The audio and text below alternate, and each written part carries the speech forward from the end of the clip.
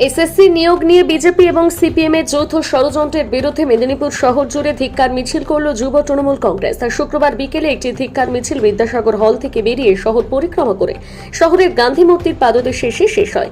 26,000 চাকরিহারাদের কোনো প্রকারের বিরোধীদের কথায় পা রাখবেন না রাজ্যের মুখ্যমন্ত্রী মমতা বন্দ্যোপাধ্যায়।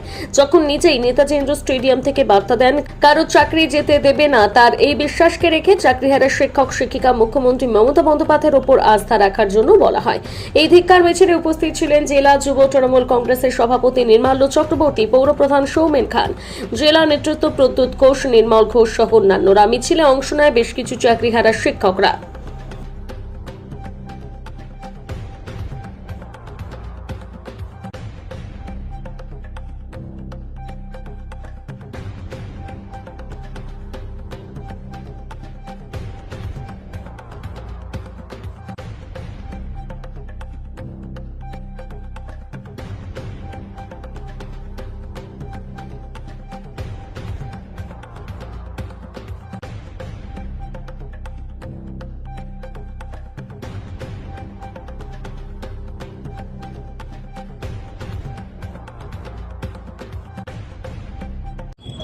যেভাবে সিপিএম এবং বিজেপি চক্রান্ত করে এবং তাদের যথাসম্ভব অর্থ উকিল প্রয়োগ করে যেভাবে রাজ্য সরকারকে, তৃণমূল কংগ্রেসকে রাজনৈতিকভাবে অপদস্থ করতে না পেরে তার সরকারি কর্মচারীদের বিরুদ্ধে, বিশেষ করে শিক্ষক শিক্ষিকাদের বিরুদ্ধে হাইকোর্ট তারপরে সুপ্রিম কোর্ট থেকে যেভাবে অমানবিক রায়, আমরা অমানবিক কেন বলছি তার কারণ যারা পশ্চিমবঙ্গে এই শিক্ষক শিক্ষিকা শিক্ষাকর্মীরা কাজ করছেন তাদের পরিবার আছেন, তাদের ছোট ছোট ছেলে মেয়েরা আছেন।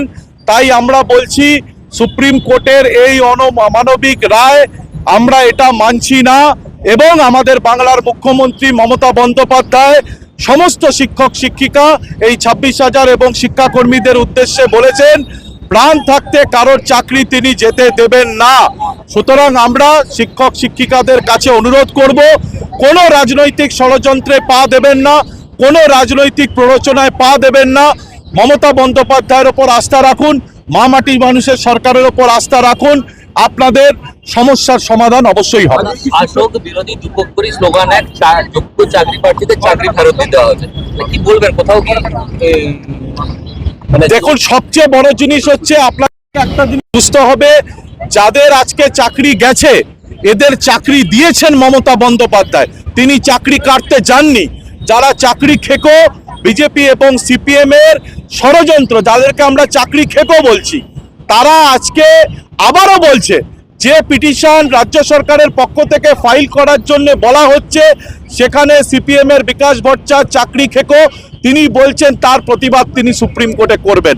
আমরা তো বুঝতে পারছি না মানুষের চাকরি, তাদের পেটের, তাদের পরিবারের কথা না ভেবে এরা কি বিরোধিতা করার চেষ্টা করছে। আমাদের এটা নিয়ে সরব আমাদেরকে হতে হবেই, সামগ্রিক পশ্চিমবঙ্গের সকল মানুষকে এটা নিয়ে সরব হতে হবে, বিরোধীদের এই চক্রান্ত বরখাস্ত করতে হবে আগামী। আমরা আজকে যতজনকে পেরেছি, যাদেরকে খবর দিতে আমরা পেরেছি, আমরা তাদেরকে চেয়েছিলাম, তারা স্বেচ্ছায় আমাদের সাথে আজকে পায়ে হেঁটেছেন, তারাও স্লোগান তুলেছেন যে চাকরি হারা দিদির সাথে দিদির পাশে। আমরা প্রত্যেকেই সুপ্রিম কোর্টে হিয়ারিংটা যখন চলছিল, একমাত্র আমরা দেখেছি বিকাশ ভট্টাচার্য বলেছিলেন পুরো প্যানেল বাতিল করার জন্য। তাহলে আমরা কেন বলবো না যে বিকাশ ভট্টাচার্যের কালো হাত ভেঙে দাও, গুড়িয়ে দাও? উনি তো চক্রান্ত করেছেন।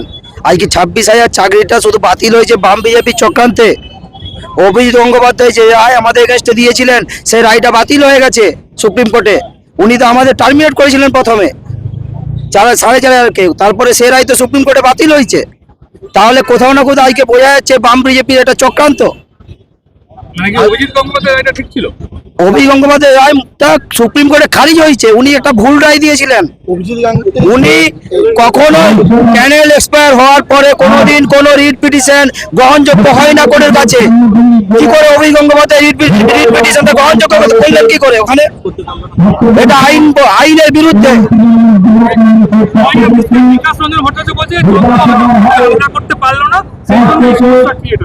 আলাদা করতে পারবেন কি করে?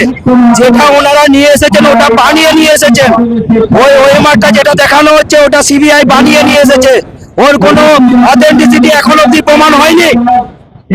সুপ্রিম কোর্ট বলেছে অথেন্টিসিটি এখনো প্রমাণ হয়নি, লোয়ার কোর্টে ট্রায়াল কোর্টে অথেন্টিসিটি প্রমাণ হবে, তাহলে আজকে কি করে অযোগ্য বলা হচ্ছে আমাদের?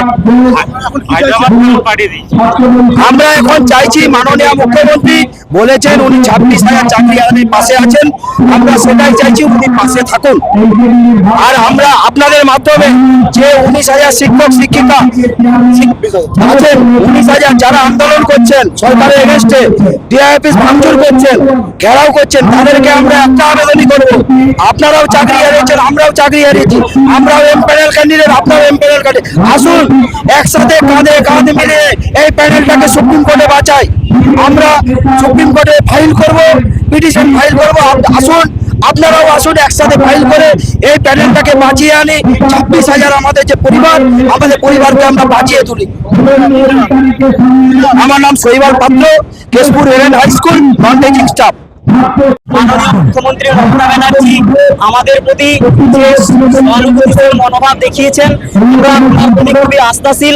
আমরা যে সমস্যার মধ্যে পড়েছি, 26,000 আজকে চাকরি হারিয়েছি, উনি নেতাজি ইন্ডোর থেকে যে সমবেদনা জানিয়েছেন এবং আমাদের প্রতি যে ভরসা দিয়েছেন, আমরা বিশ্বাস করি যে তিনি একমাত্র সমস্যার সমাধান করতে পারবেন। সেই কারণে আজকে আমরা এই মিছিলে পা মিলিয়েছি। চাকরিহারা শিক্ষকরা যখন বিধানসভা একদল কিভাবে যাবে পাঠ্যবসুর যে এগুলো সেখানে যাবে। মানে গেছেন আপনারাও মানে এইটা কেন? দেখুন দ্বিধাবিভক্ত ব্যাপারটা হচ্ছে গিয়ে, একটা বাচ্চা যদি বাবা মায়ের কাছে পিটুনি খায়, সে তখন কিন্তু দাদু বা দিদার কাছে আশ্রয় নেওয়ার জন্য ছুটে যায়, ঠিক আছে? এখানে আমরা দেখছি যে বাম এবং বিজেপি মিলে যেভাবে চক্রান্ত করে আমাদের সার্ভিস গুলোকে, মানে আজকে 6 বছর সার্ভিস করার পরে যেভাবে আমাদের পেছনে লেগেছেন এবং আমাদেরকে টার্মিনেট করার জন্য মানে ব্যতিব্যস্ত হয়ে পড়েছেন, সেই জায়গায় একমাত্র মানবিক মুখ্যমন্ত্রী মমতা ব্যানার্জি আমাদের প্রতি আস্থাশীল দেখিয়েছেন যে সার্ভিসটা মানে আমরা কন্টিনিউ করতে পারবো। সেই আস্থা বলছে যে শাসক দলের নেতৃত্বের তত্ত্বাবধানে চাকরি হারিয়ে হয়েছে তাদের, যে নির্দোষ। তৃণমূল কংগ্রেস পুরোপুরি ভাবে নির্দোষ, ঠিক আছে? আমার বিশ্বাস তাই এখানে একটা গভীর চক্রান্ত হয়েছে। বিরোধী দলে যারা রয়েছেন, তারাই চক্রান্ত করে। আমি যদি বলি, দেখুন যখন পার্থ চট্টোপাধ্যায়ের বাড়িতে টাকা উদ্ধার হয়, তখন বলা হলো কি আমি চাকরি সংক্রান্ত বলছি, তখনই চক্রান্ত শুরু হয়েছে। আমি এখানে ওপেন ফোরামে বলছি যে বলা হয়েছে শিক্ষা সংক্রান্ত দুর্নীতির টাকা, কেউ প্রমাণ করতে পারবেন যে আমরা টাকা দিয়ে সার্ভিস পেয়েছি? আজকে হাইকোর্ট, মহামান্য হাইকোর্ট বা মহামান্য সুপ্রিম কোর্ট, মহামান্য সুপ্রিম কোর্ট কাদের টাকা ফেরত দিতে বলেছেন, কি বলেছেন এখনো ক্লারিফাই করেননি। আমরা সকলেই যোগ্য, আমরা প্রত্যেকেই এখানে পরীক্ষা দিয়েছি, প্রত্যেকটা ধাপ কমপ্লিট করে কিন্তু আমরা পরীক্ষায় বসেছি এবং প্রত্যেকটা ধাপ কমপ্লিট করে এসেছি, কোনো একটা ধাপ কমপ্লিট করিনি এরকম নয়, ঠিক আছে? এই কারণে আমরা সকলেই আমরা এখানে যোগ্য। 26,000 আজকে সবের দাবি দেওয়া এক, আমাদের সার্ভিস ফিরিয়ে দিতে হবে। হ্যাঁ, না আমরা মান্যতা দিচ্ছি না, কখনোই নয়, কারণ সুপ্রিম কোর্ট পর্যন্ত মান্যতা দেয়নি। তারা টেম্পটেড এবং আনটেম্পটেড সেখানে চিহ্নিত করতে পারেনি। সেখানে যেভাবে অপপ্রচার চালানো হচ্ছে, এটা টোটালি ফেক, টোটালি ভুল। আমার নাম হচ্ছে ব্রজদুলাল গিরি, গুরগুড়িপাল হাই স্কুল, গুরগুড়িপাল হাই স্কুল, ভূগোল।